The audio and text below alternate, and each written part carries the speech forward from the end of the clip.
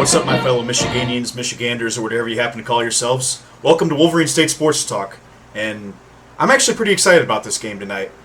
I know that I didn't have the highest expectations for the Lions this season, and I don't think they're going to win the football game tonight. But I was encouraged what I saw last week against San Francisco, and I do have a hot take that not a lot of people will agree with, but this is what I say. The Lions will beat the 11.5 point spread tonight. And I think that they'll get the game to single digits when the final score is announced. You look at these two teams, it's pretty clear which one is more talented. The Green Bay Packers have Aaron Rodgers, and I'll get to him in just a second, but he's one of the most talented quarterbacks in NFL history. Packers have one of the best receivers in the league. Packers have a defense with some talent, although they didn't show it last week. On paper, the Packers are a much better football team, so let's just get that out of the way. But here's a couple of reasons why I think that the Lions can put up a fight, despite the major talent discrepancy.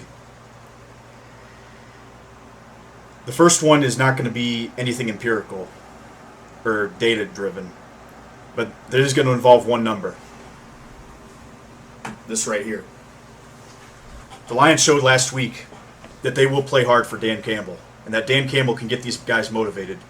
I guarantee you before this game starts, Dan Campbell's going to tell these guys, hey, you lost by 8 points to the 49ers. These Packers lost by 35 points to a Saints team that is now 1-1.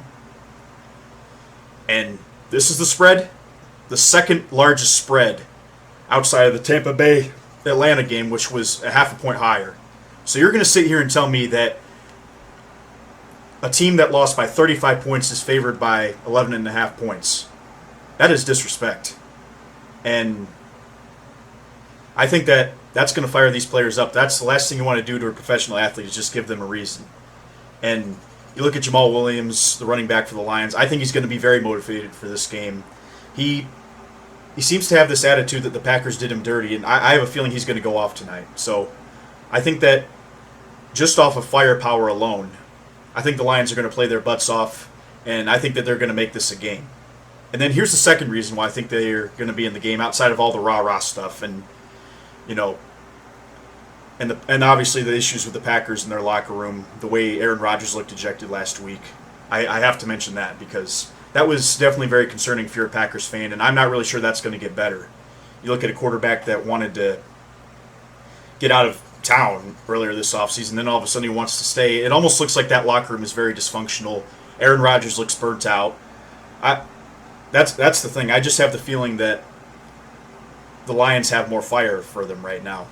And unless the Packers had a great week of practice, you know, last week's performance was concerning enough that you might be worried that that problem was indicative of how this season's going to go and not just one bad game. Now, I could be completely wrong, but based off of what I saw and what I'm interpreting, it looked like Rodgers didn't want to be there. So let's get to the X's and O's reason why I think the Lions can stay in this game. I think it's going to happen at the offensive line. Now, the Packers do have some very good defensive linemen. Rashawn Gary is a very good pass rusher. You look at Smith at the defensive end spot. You know, it'll be interesting to see Sewell go up against him. I think that'll be a good matchup. But I think where the Lions can really take advantage of this matchup is in the interior.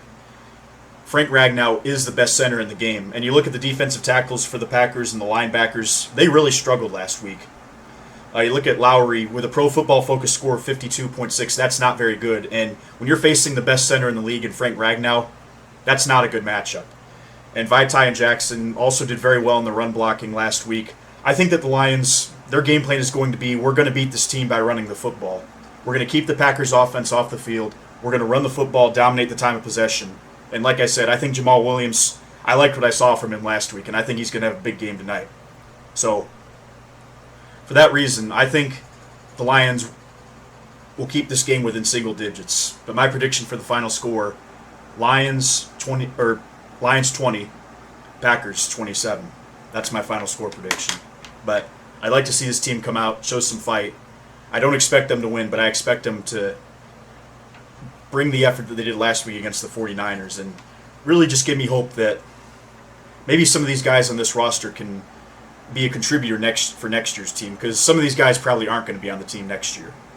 But I just want to see him play with some passion. And really, honestly, this is disrespectful, I feel like.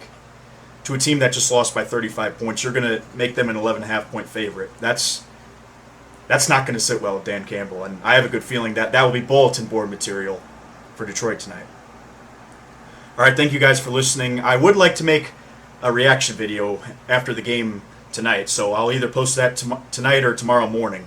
There won't be any profanity, but I promise you I get pretty fired up during these games. Expectations are low, but it still gets you excited, gets you all amped up. All right, thank you all for listening. Let's hope for a Lions victory tonight. Go Lions, and you all have a good Monday night.